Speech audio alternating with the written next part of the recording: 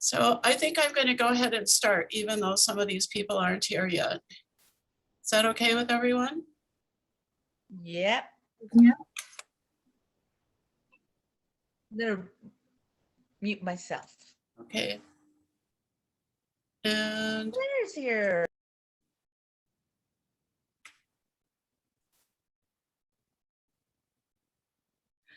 Claire, I have a question for you.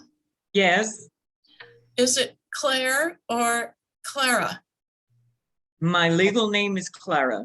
My friends call me Claire. Claire. Okay. Would you like Claire or Clara?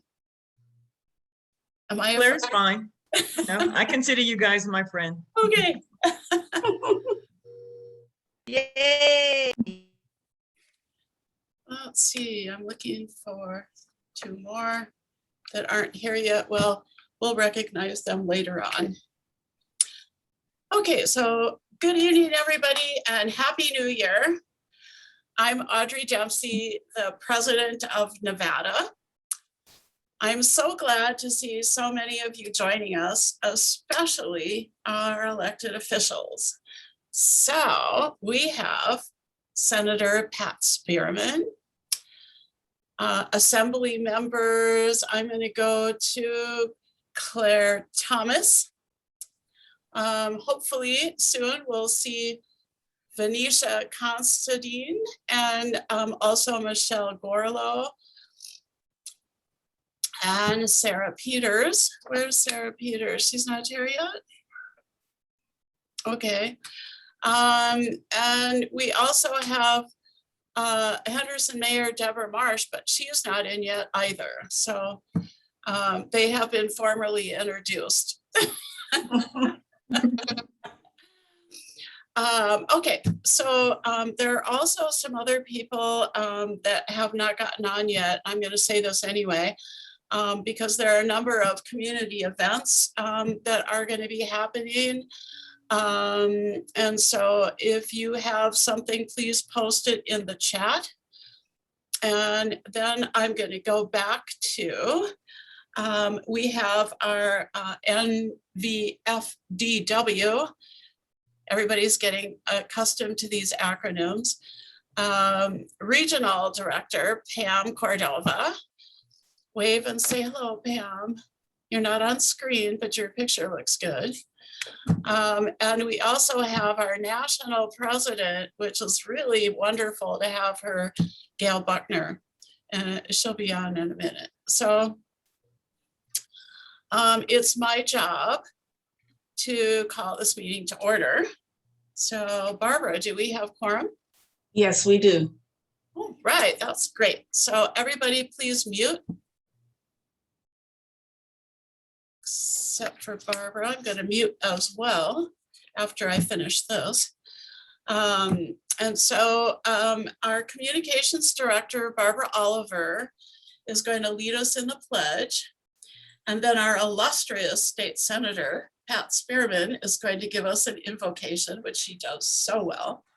And following that, we're fortunate to have our national NFDW president, Gail Buckner, to share more insight about the Federation and give us some great encouragement. So take it away, Barbara. Thank you, Audrey. And my screen here.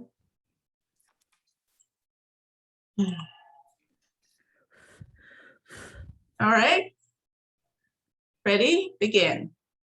I pledge allegiance to the flag of of the United States of America and to the republic for which it stands, one nation, under God, indivisible, with liberty and justice for all. Thank you.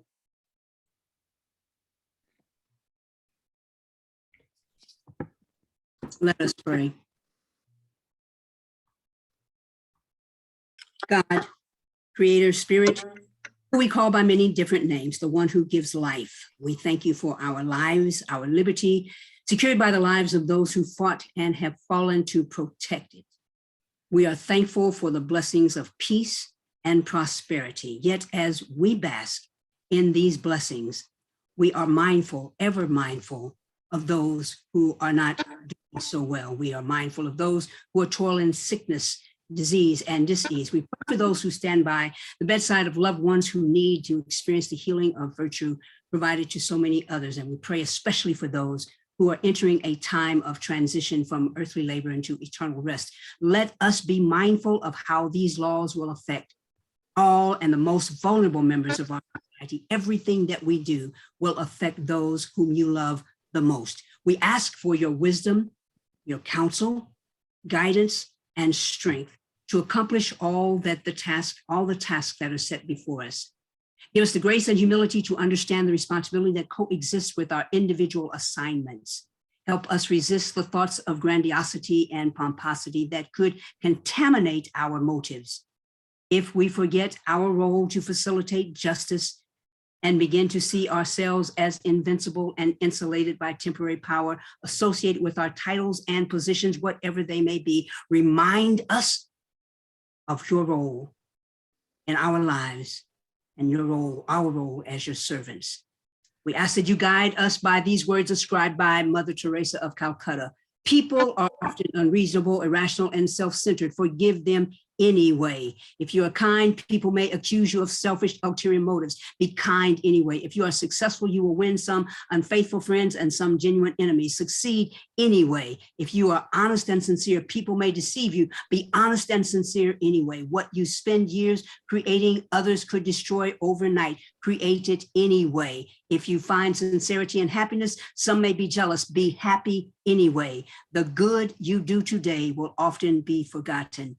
Do good anyway. It is in your names that we pray and we believe. Amen. Amen. Well done. Thank you, Pat.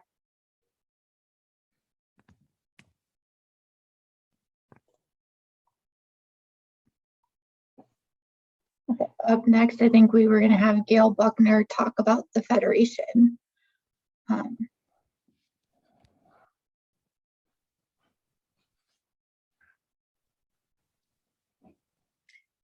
Okay, how are we doing here? I'm having to use the back camera of my laptop.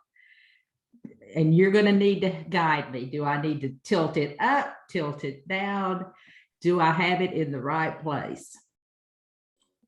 Looks good to us, Gail. Okay. The front camera is not working, so I have to turn it around to the back and I have to hold it while I'm speaking. I can't use my desktop because I keep losing internet in there. And thank goodness the Geek Squad is coming to my house tomorrow. So I've had 4 Zoom meetings earlier today. You are number 5, but I'm delighted to be here. The last time I was with you was on August 26th, Women's Equality Day. And so you always have great meetings going on and just a great camaraderie and spirit out with the Nevada Federation of Democratic Women. So the I was reverting back to the Georgia Federation where I was president before. The National Federation of Democratic Women is actually the DNC's official organization for women. And we have 3 seats on the DNC. And it specifies that the president of NFDW will serve on the executive committee. So I have a meeting with the DNC here shortly, so I will not be able to stay for your entire meeting, but I'm glad that I have the opportunity to share with you. We did a great program earlier today talking about increasing membership. And when that video is ready, we will send it out to the state presidents, and then state presidents can share it with your local chapters. And there's some great information there. I want you to mark your calendars for January the 19th.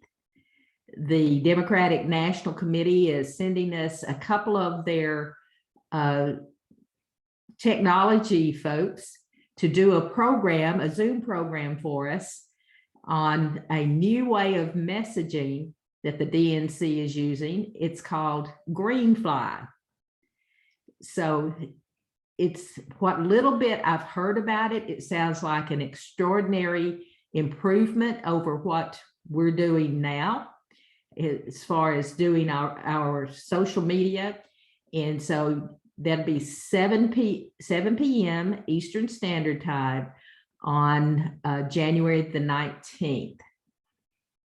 We are in the process of putting together our position papers for this year, and our legislative committee has done an awesome job. They just stepped right in and went right to work. And I've seen most of the position papers. They're really great. We will roll those out on February the 12th, 11 a.m. Eastern Standard Time. And then we will also follow that with some advocacy training. And I purposely use the word advocacy rather than lobbying, because we want to focus on that word, because every state functions differently. So if you were going to the Capitol in my state, you would have to be registered to lobby. So that's one of the reasons why we use the word advocacy. And my goodness, there's so much going on right now. We just absolutely have to step up and take control of, or help take control of the situation with ending these horrible voter suppression bills that there's been about 30 passed around the country. And, you know, it's just Jim Crow all over again. Even in my state, the General Assembly passed a bill that made it illegal to hand any person standing in line to vote water or food. Now, I don't know anywhere else that it's illegal to give another person water or food.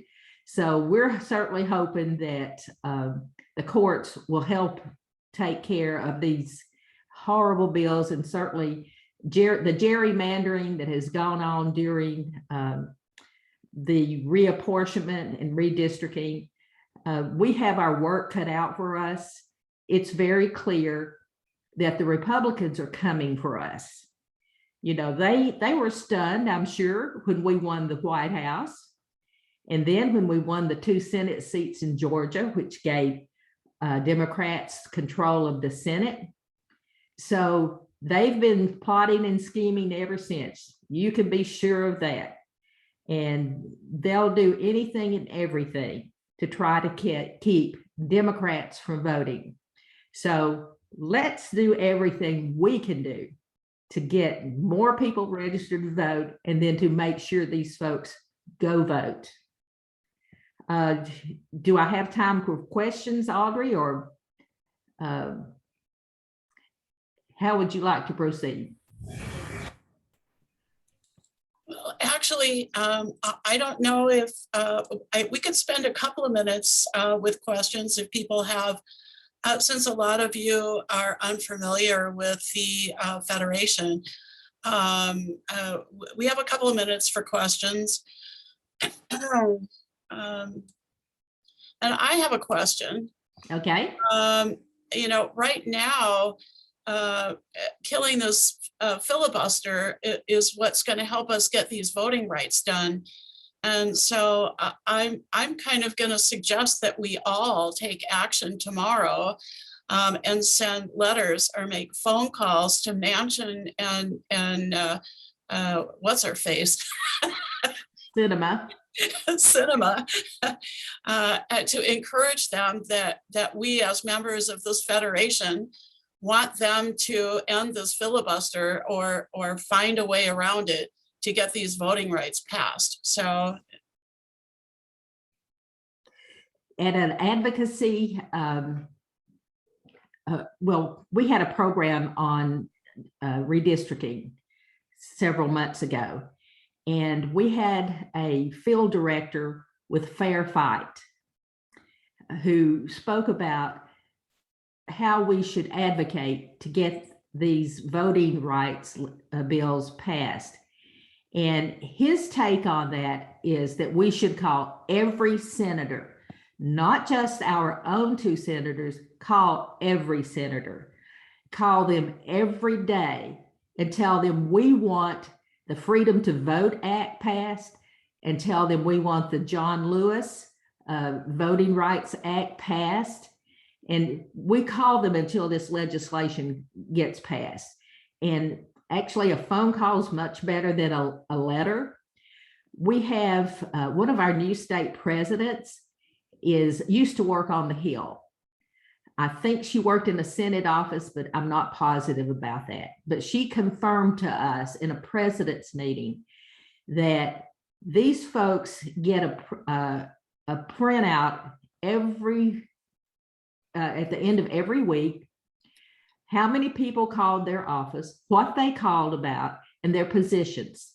So these elected officials in DC do keep track of who calls. Now that's the good news. I'm not going to call it bad news, but here's the other side of that. At Women in Blue, the last time we were able to be there in person, we had a congressman to speak to us. And he said that they have to hear from 2,000 constituents about a single issue before it gets on their radar screen. They feel like they have to hear from 2,000 constituents supporting something or opposing something before they're ready to take their position. Do they have to be different ones? Yes, 2,000 different constituents have to contact a member of Congress before they take a position on an issue. So, but still, call every senator every day and make your voices heard about this voting rights legislation. And we now can obviously have to add ending the filibuster to those calls. You are so right, Audrey, that we absolutely have to end that filibuster. Yeah. Does anyone else have a question for Gail? So I don't have a question. I just, I guess a comment in the form of a question. But as a legislator, the other thing that moves people is if they know people are registered or registering to vote. And so anything that we do in connection with trying to end the filibuster, it would be really good if there were a way to advertise registration opportunity. If you're not registered, when you come, whatever you need in order to register to show that you're, eligible to be a registered voter, whatever you do, because that really puts the fear of God in the hearts of many legislators when they know that there are other people that are registering, especially those who are registering and they are a part of some type of a movement to get them to move towards something or away from something. So everything that we do, I would suggest any organization that anyone is a member of, everything that we do from now until November of this year, always attach voter registration and make it known that we're registering people new to register. And I think that that's one of the ways, because when you do that, they're counting on a specific number in their base, but they don't know who is registering at our event, at your event. And that sometimes puts the fear of God in them. So just my thoughts. And that's an excellent point that you have made. Let me close by asking or encouraging everyone to visit our website. It's the initials of our organization, www.nfdw.com. We have some really good coverage there of things that we do. We have many more new individuals in leadership positions this year, and we're rocking and rolling, and we need you to help us do that. So Audrey, thank you for inviting me. I'm just very pleased that I could be with you. Keep up the great work. I always love to hear what's happening out in Nevada because I know that you gals have it going on out there. We're Call me working on it. call me if you need me. Thank you so much for being here, Gail. Now I'm going to turn this over to Samantha. Thank you, Gail. Thank you. Yes, thank you, Gail. And I just want to start out by saying welcome to the Nevada Federation of Democratic Women's annual meeting, and also welcome to 2022. The new year tends to make people look inward and to make them more introspective. For some people, this introspection takes the role of resolutions, but here at the Federation, this new year brings about a long list of reinventions, and I'm excited to have you all here tonight to learn more. Over the last 100 years, women have reinvented ourselves as voters, as activists, and as elected leaders, but that reinvention never stops. For the moment that we stop reinventing ourselves is the moment that we have surrendered our ideals. The fight begun by Elizabeth Cady Stanton eventually led to women's suffrage, but the fight for truly fair and equal voting rights continues. Here we continue to devote ourselves to that crucial fight.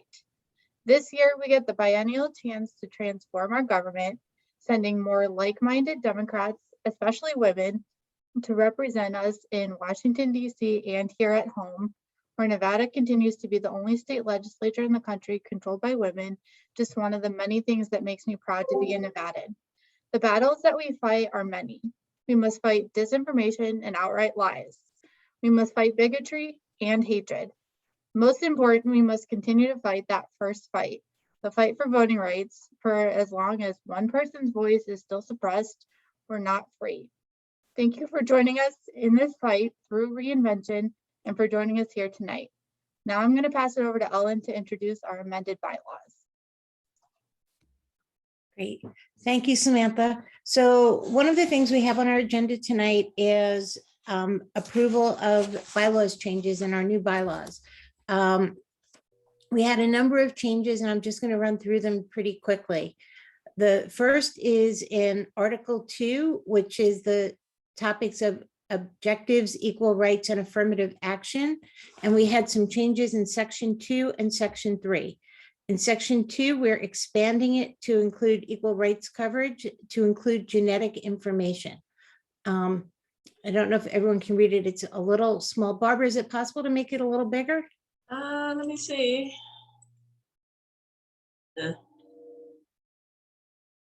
Well, you know what, if it's not, I'll just talk slowly. If that's possible. And in Section 3, we added that we are embracing affirmative action. Then moving on to Article 3 in membership. In Section 4, we added a new class of member called patron, which is a new level, not a new class, it's a new level. And in Section 6, we added dues for patrons.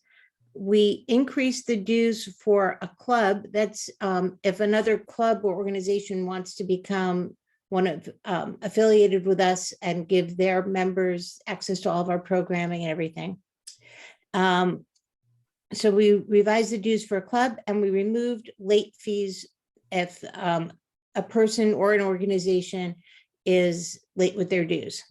In Section 7, we made conforming changes for reinstatement, so to make them the same. And then we jumped down to Article 6, and we made 2 changes there. And there we added 2 positions to the board. One is a second vice president position, and that's in Section 3C.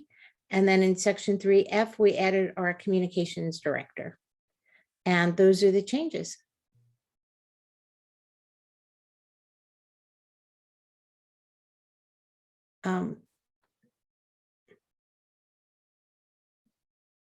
Samantha or Audrey, I think we have to vote on them. Is there, or Barbara? Is there a motion on the floor?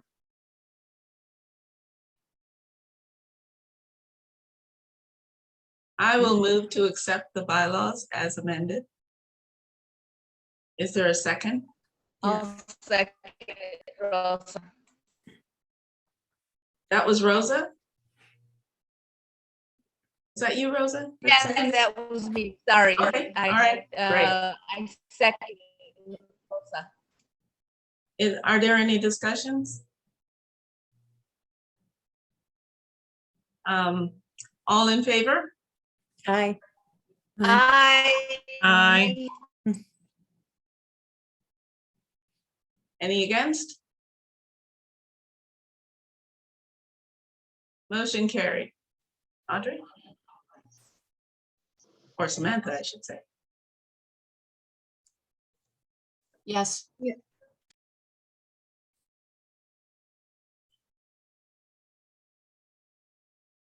I'm not hearing anyone.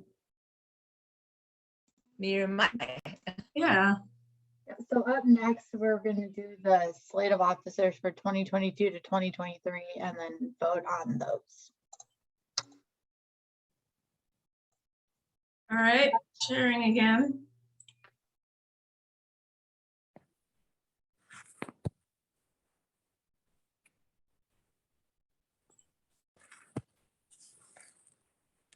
All right, so the 2022 slate of officers, this year we're voting for only a one-year term because we didn't have a meeting last year, an annual meeting last year.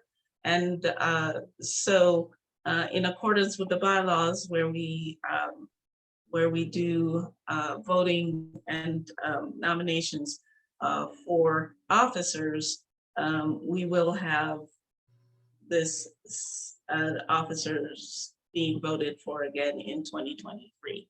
The bylaws say that we do it on, we do this on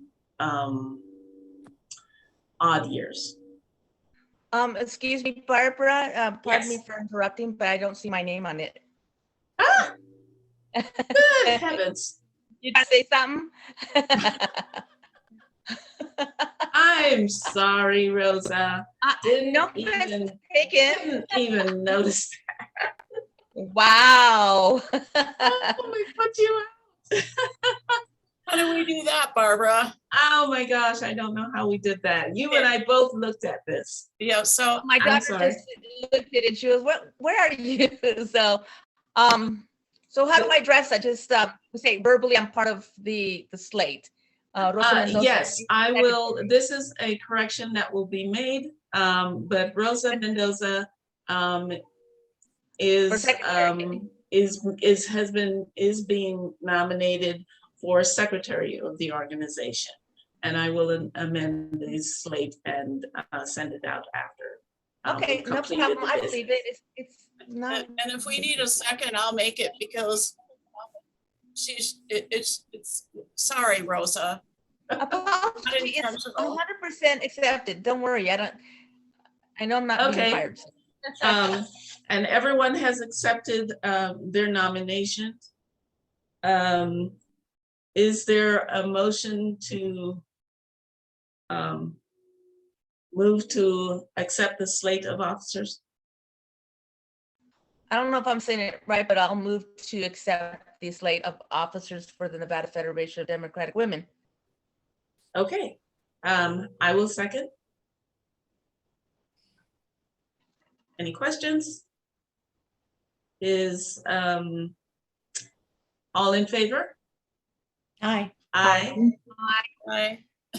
Any against? All right, motion carries. Thank you, everyone. Great. And then up next, we have Rosa, who's going to introduce our first guest speaker.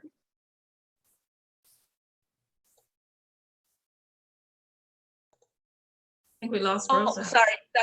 I had myself on mute.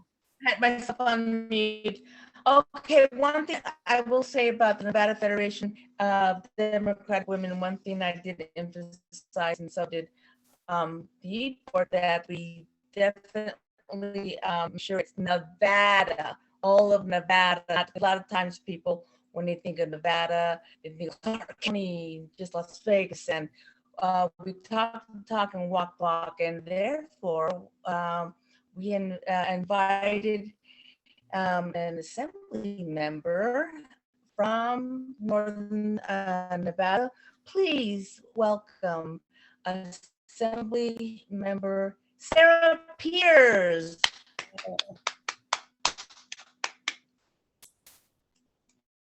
Thank you so much, Rosa. My internet is kind of unstable right now, so I apologize. I'm going to turn my video off to let it buffer out. If it starts to get better, I'll turn the video back on. You sound good to us, Sarah. Yeah, can you see me too? I was worried I was. Yep, Yep, we see you look great. you. You're Okay. adorable. Thanks. I'm wearing my casual COVID wear my day job these days, so I'm not in my traditional blazer for the assembly, so please pardon my slack and decorum, but I really do take my position in the assembly very seriously despite my attire choices today. Thank you so much for hosting today and having me as a speaker. I'm really excited about this topic, the topic of, and correct me, you guys, is it renewal or what's the word you guys are using right now? Reinvention. This is something that I feel like I've gone through a lot of in the last 10 years. I'm coming up on my 35th birthday.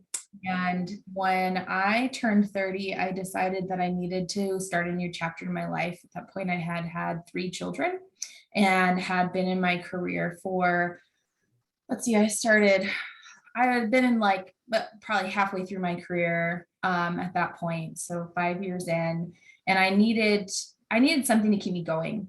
I needed something that made me feel like I was making a difference in the ways that my world really called me to make.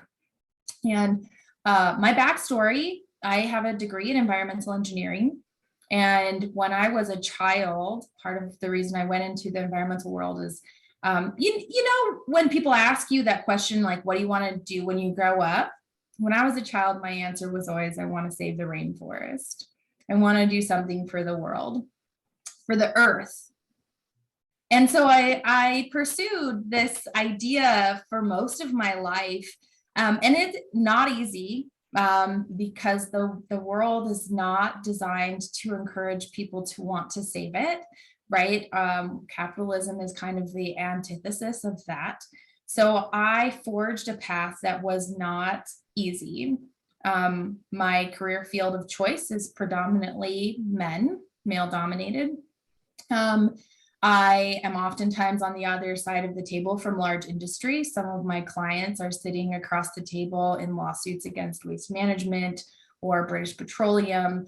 And I have to make big statements about the righteousness of choices and what is good for our planet.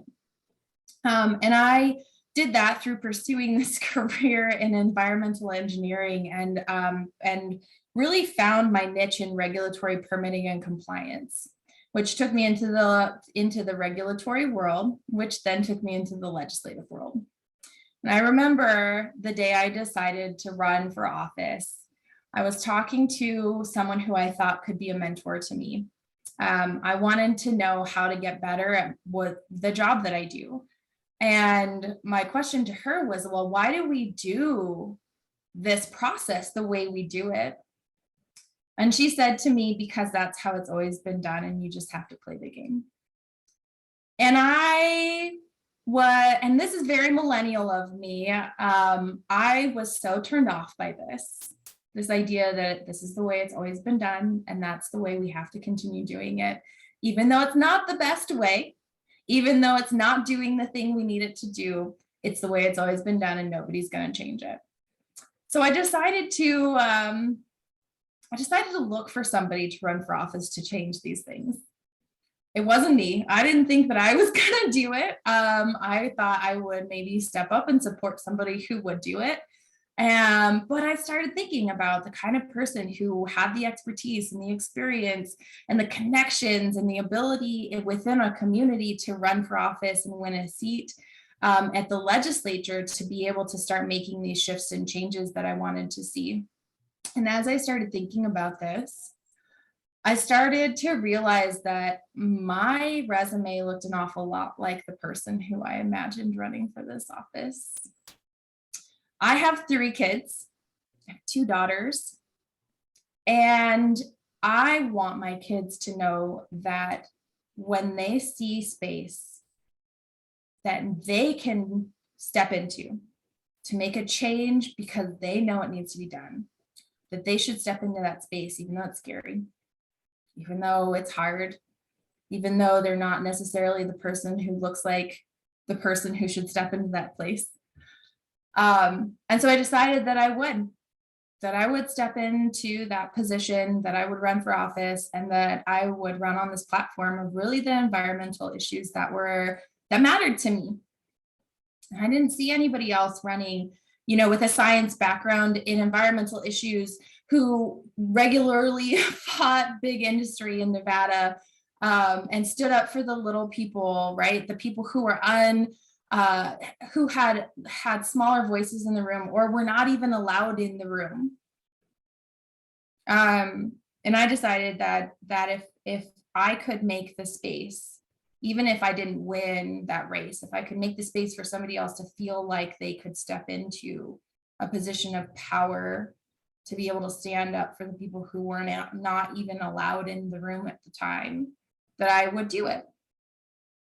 That was really a turn for me, stepping into a very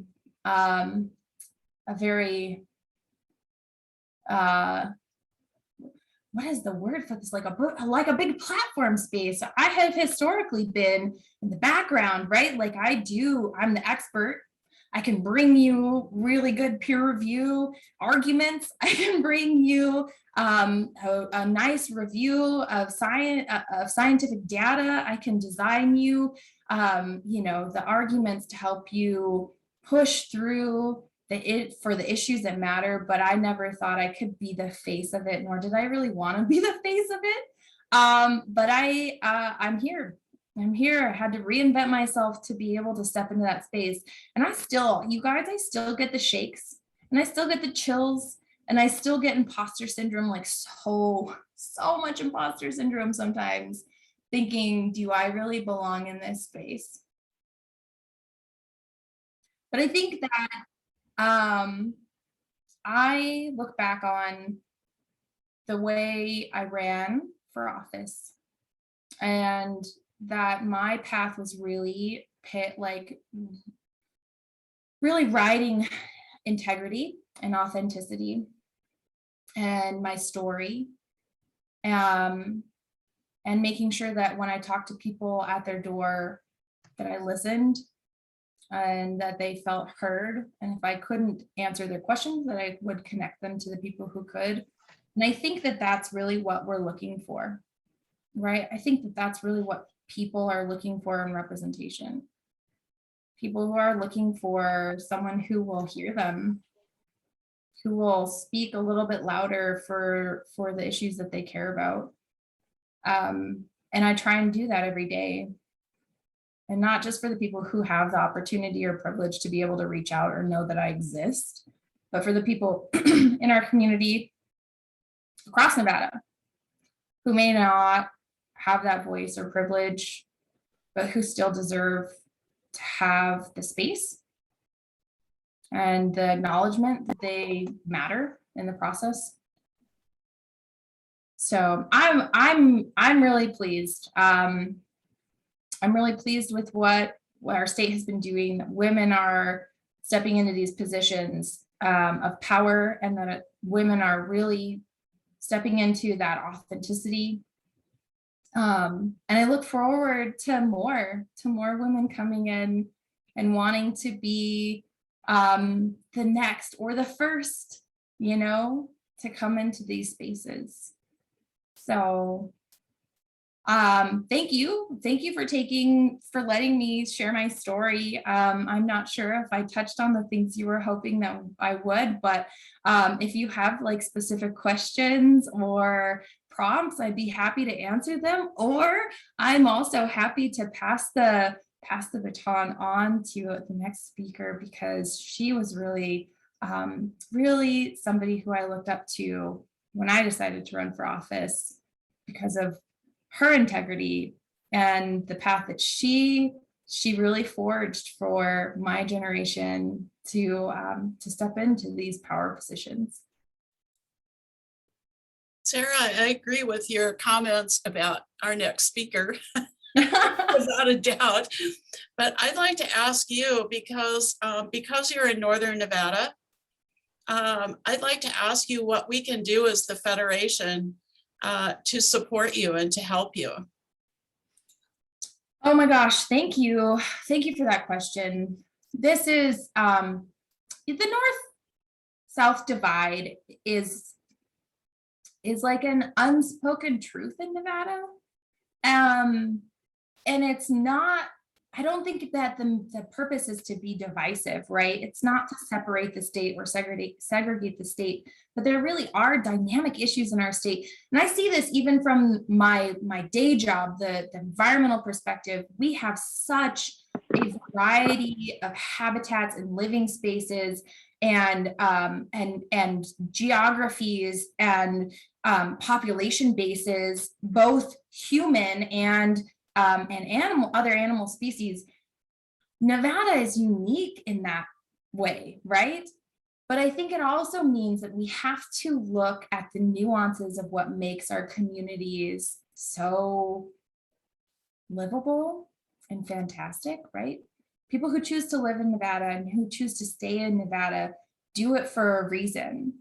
And for me, highlighting those reasons and supporting those reasons are the goal, and I think that it's easy to think, if I live it as a white, middle-class, cisgendered, educated woman in a heteronormative relationship, then it must be the reality. But we have a responsibility to continue to fight for the same privileges for people who don't experience that daily. And I guess what I would ask of the Federation, of your group, is to continue to look for a space to uplift the voices of people who are traditionally not in the room or historically have been left out of the conversation, to look for opportunities to give space and time to listen to the stories of the people in those communities who really need us to make space for them. This has come up for me in a couple of ways recently. We have elections coming up, right? So we have a lot of people interested in running for office. We're seeing a vast diversity in Northern Nevada in particular of people interested in running for office. Take a look at that and think a little bit beyond what you would traditionally think of as a person who should run for office, and listen to the stories of these people who are wanting to run for office, particularly the women, because in Northern Nevada, we have not done a great job of electing diverse representation. We have a lot of women, which is fantastic, but most of us are white or white passing or don't live in diverse communities. And how do we encourage and engage people who are more representative, or at least bring a diverse representation from Northern Nevada to run for office? The other thing that I would ask is please engage on the revenue conversation. I've been appointed chair of the Interim Health and Human Services Committee, and we all know that healthcare needs an overhaul. We've lived it in multiple ways. I have a husband who's on a VA policy. My kids and I, we've been on the exchange network, and now we are on a small business plan. And we've gone through the gamut of hospital visits and urgent care visits. And we've lived every minute of the healthcare drama that exists out there. But we can't fix it without having a conversation about how do we fund it. And not just the funding of the mechanisms for it, but also funding of the office. We have one of the leanest Medicaid offices in the country. We have one of the leanest departments of health and human services in the country.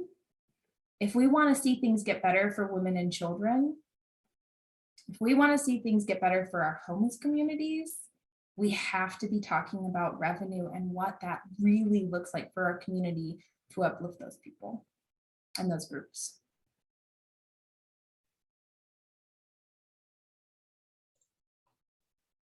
Awesome. Does anyone have any other questions for Sarah? No? Okay, awesome. I'm going to pass it over to Hava to introduce our next guest speaker then.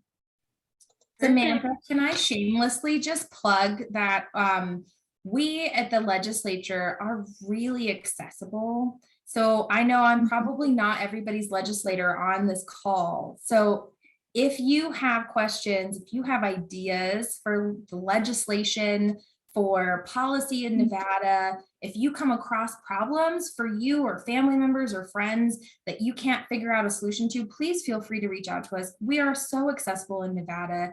Our emails are all over the web, the internet, the interwebs. They're all on the legislative website. Please feel free to reach out to us. We have a wonderful constituency services unit. We are great at networking and finding people solutions for their problems. I just want to plug that.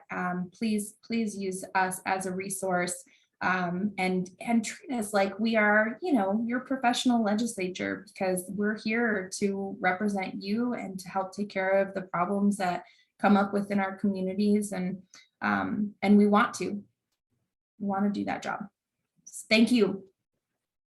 Excellent. Thank you very much.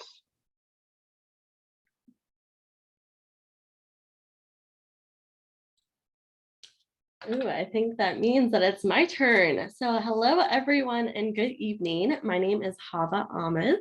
As you know, I'm your Northern Nevada person that will hopefully be building out the state a little bit more so we can get the federation everywhere. Just wish that there were more hours in the day. So I don't know about you guys, but I feel like this first couple of weeks of the year has really just hit me in the face super hard. So this evening, I have the pleasure of introducing our next speaker. And when Audrey first asked me to, it was really like, okay, let's give a short bio and a quick story. And I'm like, there's no such thing as a quick story with our next speaker because everything that she does is amazing. So many of us know her as a graduate of the University of California, Berkeley, and Berkeley Law, right? As an attorney, a mother, a candidate, treasurer, lieutenant governor, and just the all-around amazing human being that she is. But what I wanted to tell you guys is what I will always know her best as, and one of my fondest memories, and that's when I first met Kate. She was running for office. And anytime, I was like young and scared of everything. And so I would ask around and be like, okay, so like, who is this person? And I would always be told by every woman up in Northern Nevada that she is the person that loves Nevada more than anyone else. And I'm like, wait a second, that's a huge, huge statement to make. So then years have gone by though, and I'd always try to walk for her. I had friends working for her. She mentored everyone. And we would always be at every campaign event that we could go to with her. And the one thing I will definitely say is her love for the state would rival Joe Dini and Bill Raggio, because this woman will go everywhere, every parade, every nook and cranny in the state of Nevada, she will try to get to. So definitely watch out if you do volunteer for her, because you will end up somewhere that you would never have expected. But with that, she is the type of person that will take every phone call, regardless of what the person's party is, and she will do everything in her power to make sure that she can help this person, but no matter how many hours it takes in the day. So with all of that, though, it's over time, Kate became the role model, right, for every woman in my generation. And from my very beginning time within the Democratic Party, and whether or not she likes it, she's probably always going to be one of those people that I have to text and be like, hey, I'm thinking about doing this thing. What are your thoughts? I need help, guide me, right? And I know that she's that same way for so many women that, I have personally known, and just pretty much most of us on this call. But one of the things that I have to say is that there really are truly no words for me to truly express like how lucky I have been to get to know her. Nevertheless, for us to have her on this call, and that she truly is Nevada's most precious gem. And you know, no matter how bitter I am that we have to share her with the Biden administration, I know that everything that she does, she truly does like just leave it better, and everything she touches, she makes better for everyone. So without further ado, I'd like to introduce Kate Marshall. So that was a little embarrassing. You guys are so great. I think the first thing I want to say is I miss Nevada. I'm so happy to see you all, and even just to hear your voices, it's just very enjoyable to me. As you can see, I'm in DC right now. We have our home in Nevada and Reno. Obviously, we will not give that up, but I'm here in an apartment in DC, and it's very, very fascinating. But I was very excited, and I really want to thank you for inviting me this evening because of the topic of renewal and reinvention and just rejuvenation. I think it is the perfect topic for 2022. I think all of us just want some reinvention and renewal and rejuvenation after these 2 years. I think we are way over what has gone before. And so I was thinking about how would I describe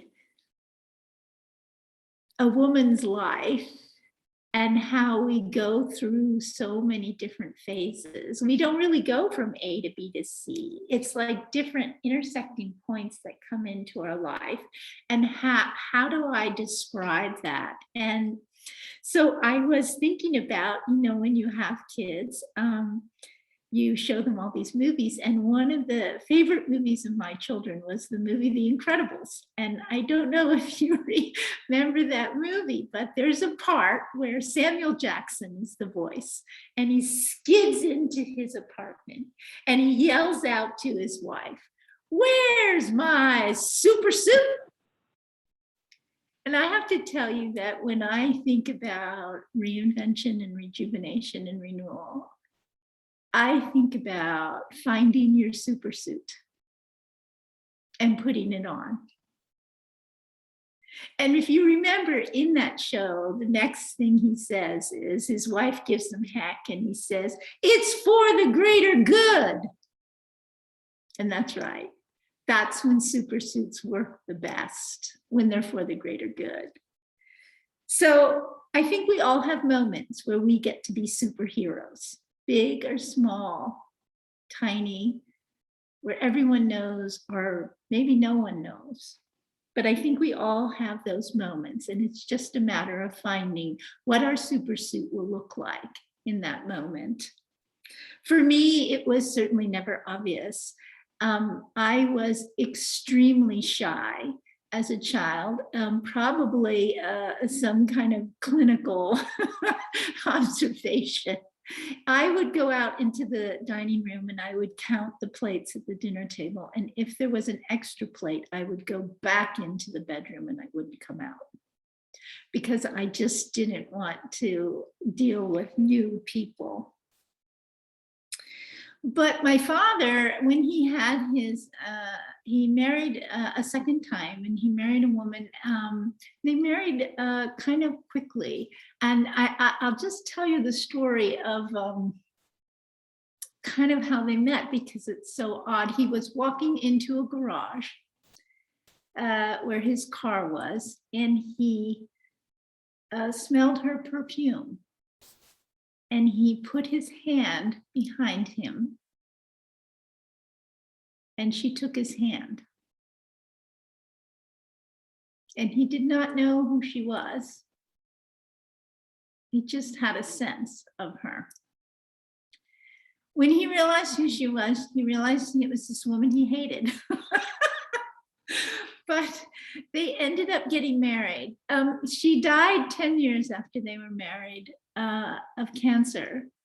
And it had a real impression on me because it made me think about, what if they had wasted time? What if they had dilly-dallied for a couple of years? What if they had gone back and forth instead of recognizing that moment for what it was? And so even though I was very shy, it made me think, what's the worst that could happen? What if you didn't take that opportunity? And the worst that happened was you walked away from an experience, a future, a love. And so I began to think about my life in terms of not how afraid I was, but what's the worst that could happen if I took a leap? And because I was so scared of my own shadow even, I had to break that down. So for me to put on a super suit, I have to take a step. I can't think of the whole thing. It's too overwhelming and it's too scary. I have to take a step. So when I went to Peace Corps, I was scared to death to go to Peace Corps. I had never been to Africa, but I didn't have to do all that in my mind. All I had to do was take a step onto the plane and then a step to sit down. And I would suggest to you that when we try on our super suits, it can be very, very scary to see the whole thing. But if you think about just putting one foot in, putting one arm in to your super suit. And I think it's important to keep our eye on the ball that super suits really wear well when we're for the greater good. And to be very careful of that which divides us. And I was so glad that Sarah brought up this issue of North-South, because sometimes these things that, they divide us, they're just silly. So for example, someone gets on the stage and they say Nevada, and we boo them off, Say, oh my God, think of sheep, it's Nevada, Or we joke with each other about North and South. And all that is good fun, but it's not good fun if it turns into disrespect. You have to respect everyone for who they are and take them in that way for how they want to be. That's very, very important for the greater good.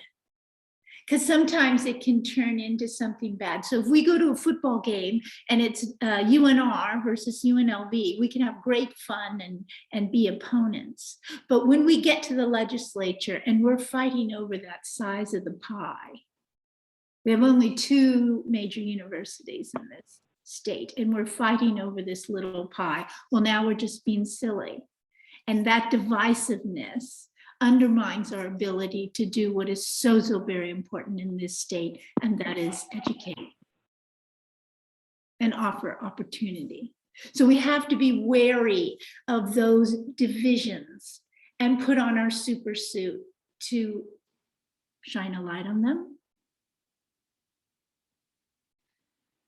recognize them, heal from them. Think about it. I use the universities, but I think another area where we divide ourselves is gender, right?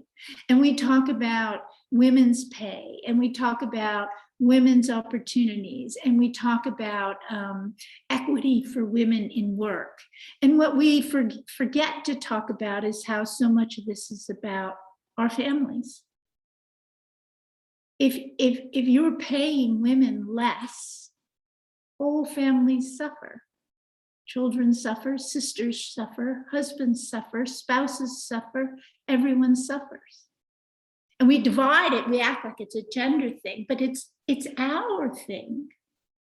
It's not just hers, it's ours, right? One of the things that really, really hits me close to home is things that deal with race and ethnicity. And that's because my father's Mexican and my mother's Irish, and I'll leave you to figure out who I look like. But the thing is that because I am not a person of color, but grew up in a family that was Latino, I would get it on both sides. So all my cousins, Spanish was the language spoken at home, except in my house, because my mother didn't speak Spanish. And so they would make fun of me because my Spanish wasn't as good, if anything. But then I would go and I would be with people, and because they would not know, my maiden name is Soltero, and most people think it's Italian, and they would not know that I was Mexican American. And so they would say things. I remember being in a room with a bunch of people, and they were talking about the brown plague. At first, I wasn't sure what people were talking about. I was like, what are they talking about, the brown plague? And then I realized they were talking about my father. They were talking about his family. They were talking about my relatives. And when I was younger, I was just so shocked by that I would be quiet. And as I've gotten older, I've realized that takes us away from our supersuit. That takes us away from the greater good. So you can't be quiet. Silence and looking the other way does not get us there. And I found a way to stop the conversation and then move it to a better place. And so I would encourage you that if we want to do the greater good, we cannot be silent, we cannot walk away. We've got to get on those supersuits. I think that one of the things you can do with your supersuit is you can shine a light. You can say, look here at this treatment, look here at this history, look here at this action. Someone was brought up some of our women who talked about voting rights and gave us the right to vote, right? Well, one of the first things they did was they shined a light. Look here, look here. When a lot of people will say, well, if we shine a light, then it shows that our democracy is weak, and I disagree with that strongly. When you shine a light, it shows where you need to heal, where you need to address things, where our history needs to change going forward. We need to alter the path. And that only makes us stronger. That makes for a better supersuit. That makes us a better country, a better people. So shine the light. Call it out. Recognize it so that we can heal from it. All of us together, and connect us. We need connection here. We need to bring people together. And you know, when you bring people together, those are supersuit things, right?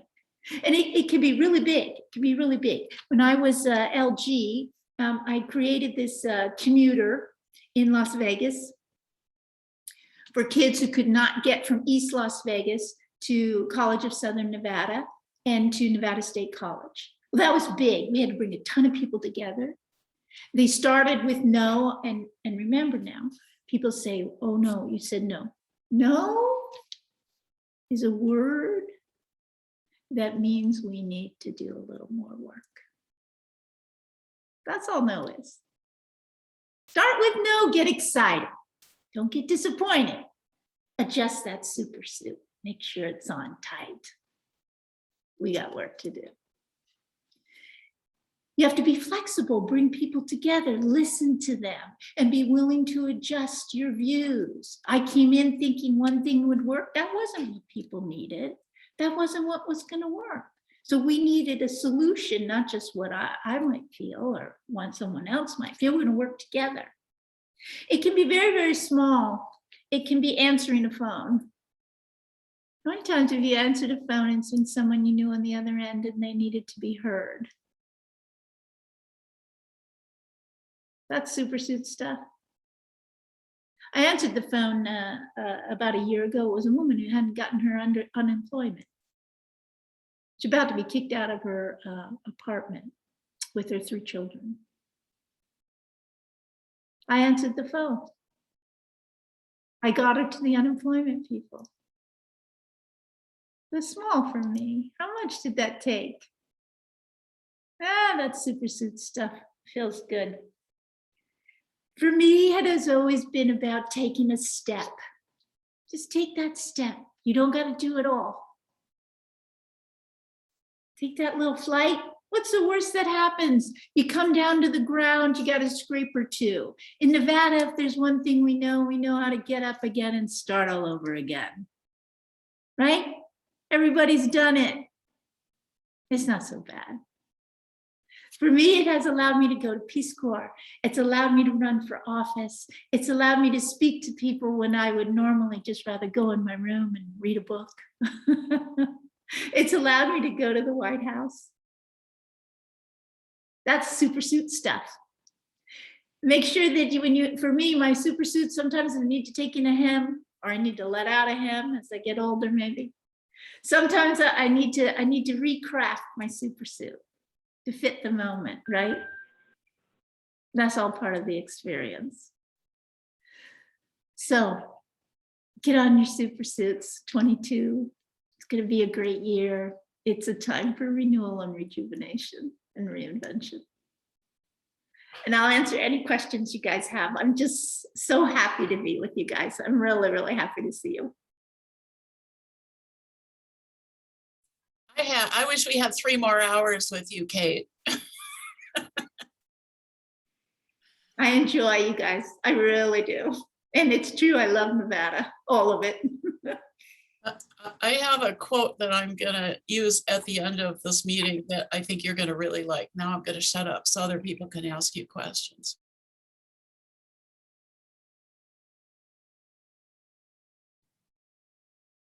This is not a question. I just need to say something about Lieutenant Governor Kate Marshall. Most of you all know that the session that we just came out of in, well, both the 2020 special session and the 21 session, regular session were very difficult sessions. And I cannot imagine having anyone else with that gavel in their hand that would have made it not easy, but she made it more bearable. Having the knowledge and the skill set to do what she did, but at the same time, she didn't take herself so serious that, and she was able to keep it light enough for us to do the job that we needed to do without really breaking down. And I appreciate what she did, especially for me, having come back from COVID. I think I was out of the hospital like 3 weeks out of ICU when session started. And so I will forever be grateful to Kate Marshall. I mean, among other things, but that's just one thing that I noticed. I don't know if there was anyone else who could have done the job that she did during the special session of 20 and the regular session of 21, and to make it the kind of session that, even though there was some very difficult times and some very grave subjects that we had to cover, Kate, you rock, you rock. We had fun. You guys can ask me anything. I know it doesn't matter. You know, whatever you're interested in. I have more of a statement. Kate, my name is Rosa. Secretary. What I main thing that you said that stood out to me was about really when you're in the middle of maybe an argument, is to listen actively. That is so 100% on the money. I'm a teacher, so I do that with my students, where I have some because of certain issues, they're kind of flying off handle, and when I get myself calm, keep my composure, and I tell that person in a calm voice that I'm listening, and then I with my body language, I show that I'm actively listening and that what they say matter. It does make a difference. That's where my mind went right away. So thank you for that. I think that's true. And I think teachers are such good listeners. And in that way, they hear their students, even when the student's not necessarily articulating some point in the way the teacher might articulate it. And so then they listen, and then they can hear that person. And teachers are great that way. That's a super suit. Yeah, I was able to diffuse some issues, situations because of that, you know. So thank you for that. Yeah, absolutely. I think we do have some candidates on, Kate, that we're going to get to in a minute. Would you like to share something about the way they approach their race? I think that, first off, I think that we have very, very strong candidates this cycle, and I'm very, very excited about them. And I'm also very excited about Nevada because Nevada maybe have an opportunity to show what blue can look like. And it's all about our organization, right? I think everyone's different in how they shine and what they're good at and where their lane is that they feel that they can really show what's important to them. I will say that for me, when I run for election, it is really a marathon. And so I got to keep my mind on the end game and don't take yourself so seriously, especially when you have to dial for dollars and all these crazy things, you know.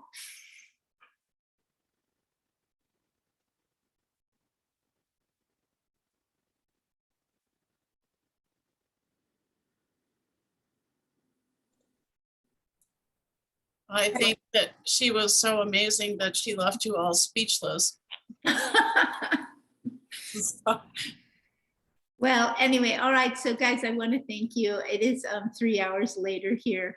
And I have very, very long days, but it is lovely. So I so appreciate Nevada. When you're away from home, you realize home means Nevada. It's a great place. We know that, right? Anyway, Thank you guys have a wonderful evening, and pull out those super suits. We need them. Okay, before you sign off, I'm going to jump out of order here because we want to get to the candidates that are still with us because some of them have departed. But based on what you said and what Sarah said, I just want to share this quote before you sign off. And thank you again. We'd love to have you back anytime you're available. This is from Dr. Ikeda, who is my mentor, and I say that and I want to cry already. So, dialogue is a positive endeavor. It builds solidarity and creates unity. To reject others only has negative repercussions. It invites division and leads to destruction. The point is to meet and to talk. It's only natural that our perspective may at times differ from that of others. But dialogue gives rise to trust, even among those who don't see eye to eye. I think that's great. And I do want to say one thing before I go. Sarah, I have always looked up to you and admired you. Just so you know. All right, guys, you are wonderful. I love you. Take care. Thank you so much. Thank you, Kate. All right, so up next, I'm going to go ahead and open up the floor to allow candidates to make announcements to share which race you're running for. So I don't know if anyone wants to go first. You can use the raise hand option and we can go down the list of anyone who wants to make an announcement or share anything today.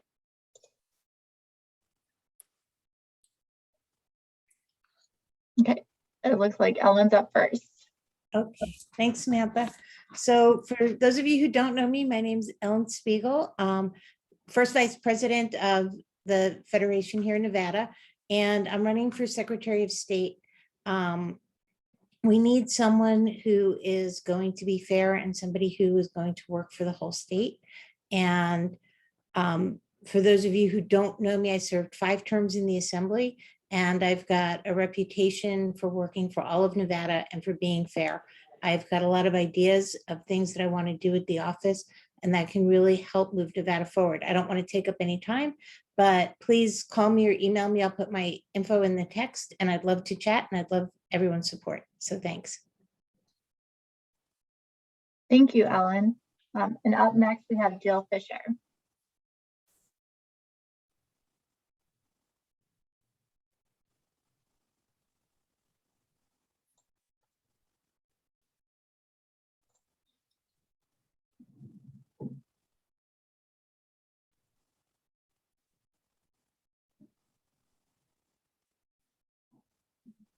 Are we able to unmute?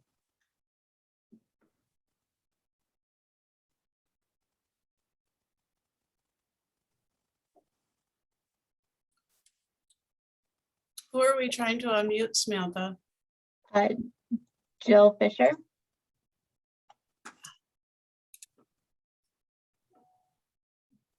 Her computer is not unmuting for some reason. That's what she just put in the chat.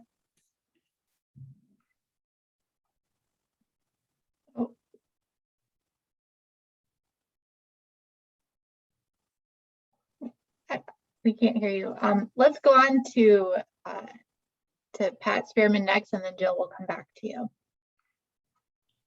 I am Pat Spearman, and I am currently representing Senate District 1 in North Las Vegas. I've served in this capacity since 2012 and represent more than 90% of North Las Vegas. And I am running for mayor of North Las Vegas. I'd like to take what we have done at the state level and take that knowledge and information and bring it to the local level just to see how much, how well the policies have been implemented or not, how even they have been. I'm running for mayor of North Las Vegas because I know that we are at a situation, a time and situation in the city where it's not just transition, it's transformational. We have neighborhoods that have been left out and left behind simply because they have the wrong quote, or they don't have a prestigious zip code. Neighborhoods that are being left out because they're low wealth communities. There's so many things that North Las Vegas can do and that can be, I call it the land of opportunity. And I want to make sure that I win this race because I want to make sure we implement the opportunity agenda. The background that I have in the military as a military police, retired military police officer, my final assignment was at the Pentagon.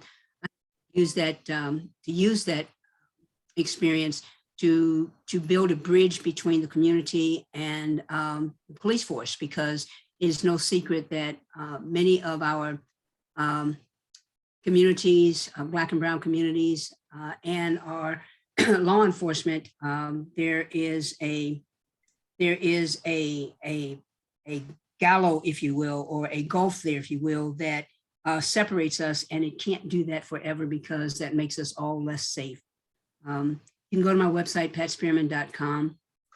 I want to win, not just because I'm looking for the prestige. My friends keep telling me that a couple said they were going to send me a dictionary for a Christmas present because I obviously don't know the definition of retirement.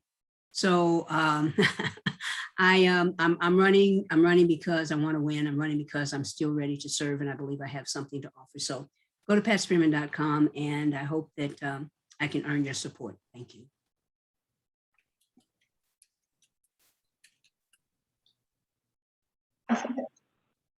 So up next, we have Claire Thomas.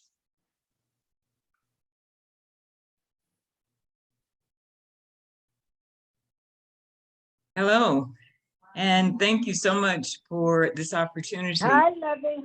I just wanted everyone to know that I am running for re-election for Assembly District 17 in beautiful North Las Vegas. And I am excited about a second term because, you know, I left things on the table, and those things are for the community. And one big opportunity that I think we have right now, we don't have the, let's put it this way, the handcuffs that we had going into last session as far as monies. And some of the things that I wanted to do the first term was education. I want universal pre-K mandatory. I think that this is the time. This is what we need. This is the foundation that we need here in Nevada.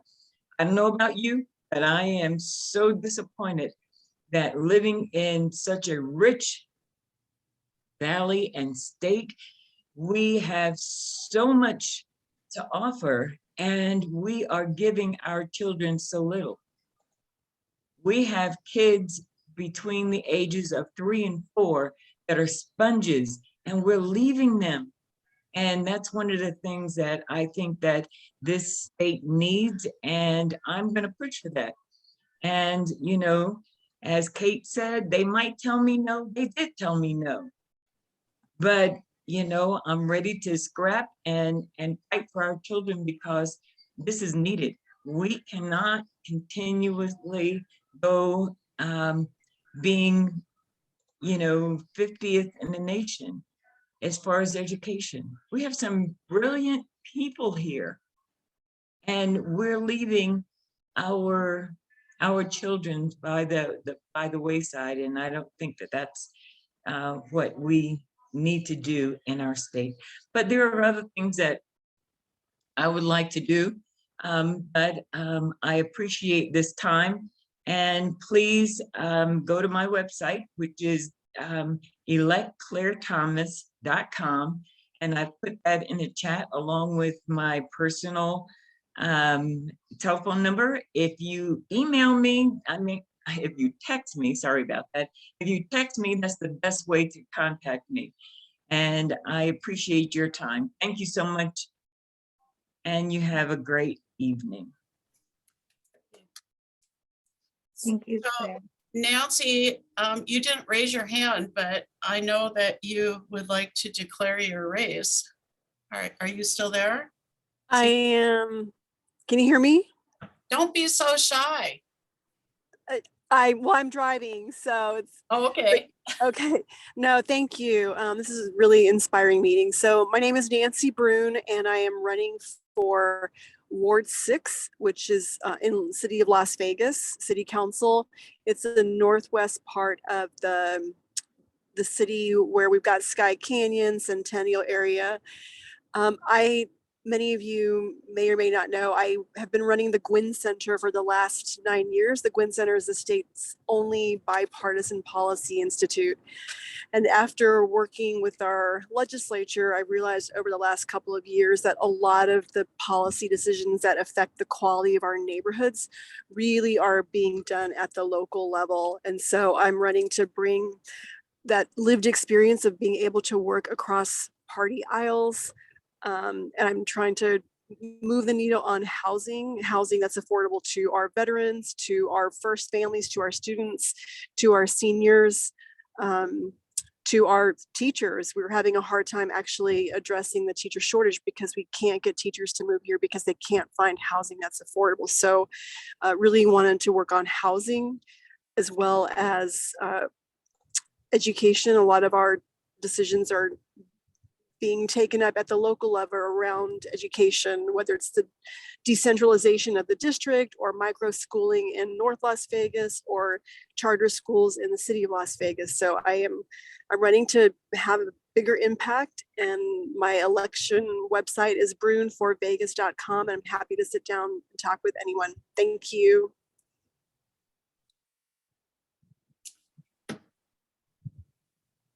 And Jill, do we have sound over there? I don't know know if she got sound back, but she did go ahead and put something in the chat. So I'll go ahead and read it for her just so that we can get the information out there. She said she's running for Assembly District 40 and her main area of focus is health, especially at the community level. We need to turn eyes to the plight of those who are feeling let down in the areas of family health, mental health, and minority access. You can reach out to her at foxy.fisher.nv@gmail.com, and her email address is in the chat as well. Awesome. Is there anyone else? I thought I saw another hand, but I may have missed that. Yeah, I thought I saw Janice's go up. So I just want to say that Deborah Marsh has been on the call all night. She got a call from she's still the mayor of Henderson. So she got a call from the planning director and they have an issue on the commission. So she's still on the phone. She was going to try to get back on. But I'll just make the announcement for her and she'll come back another time and talk with us more. She is running for lieutenant governor.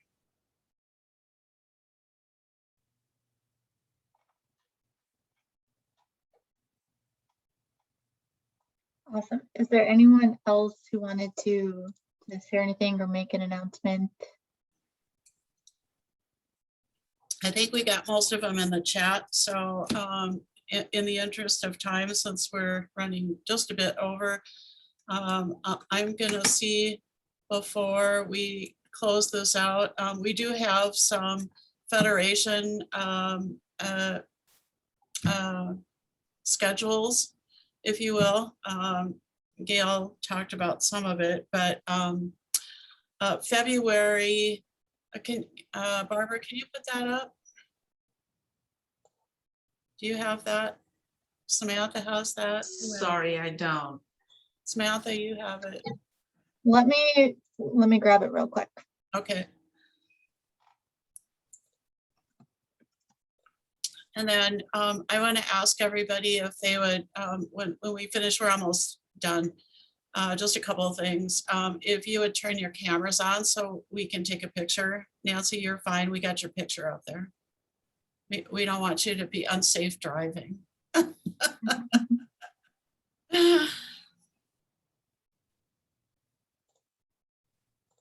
So, well, Samantha's looking for that. I'm just going to start by saying, oh, there it is. Okay.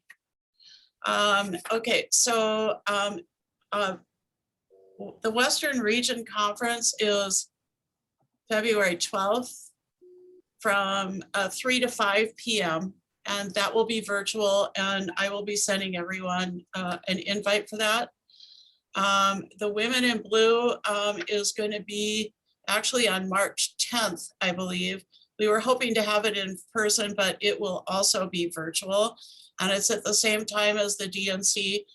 You can all, send good thoughts because I'm working really hard to get Catherine Mastow as one of the speakers for that event. And then you heard from Gail about the National Convention, June 10th, 11th, is it?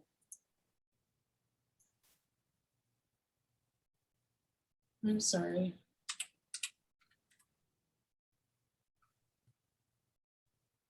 Let's see. Well, anyway, I'll get it out to you. It will also be virtual as well. And then of course we know we have primary day and election day. So those are things to put on your calendar. So thank you for putting that up, Samantha. And I apologize that I think it was June 10th and 11th or 11th and 12th or so. Anyway, we had a virtual conference last year and it worked out really quite well. It was really better than I thought. So we will keep you all informed. I just want to thank all of you for taking your precious time tonight to be with us. I hope you've been inspired to join us and get to work towards the future. I especially want to thank our national president, our great speakers, assembly with Sarah Peters and Kate Marshall for their absolutely inspiring stories, both of them. Lastly, I want to thank my amazing board for all the hard work they've done, not just for this meeting, but for getting us to where we are at this moment. And the last thing I want to say, because I already read the quote, we're an inclusive organization and we want to hear from you about the kind of events and programming that you'd like to see. The 22 election is crucial to our democracy, and it doesn't start from the top down. It starts from the bottom up. So please keep that in mind. You know, these races, these little races that we don't think about all the time can be the difference in whether we get people, the right people elected. So I thought that was really appropriate. And this, you know, the quote that I shared tonight for me kind of sums up what our organization is about. So I hope that speaks to you as well. And I hope you will join us. And Bob, can you, is he gone? Oh, there you are. Thank you, Bob, for all your help too. Can you do a screenshot for us? Everybody smile.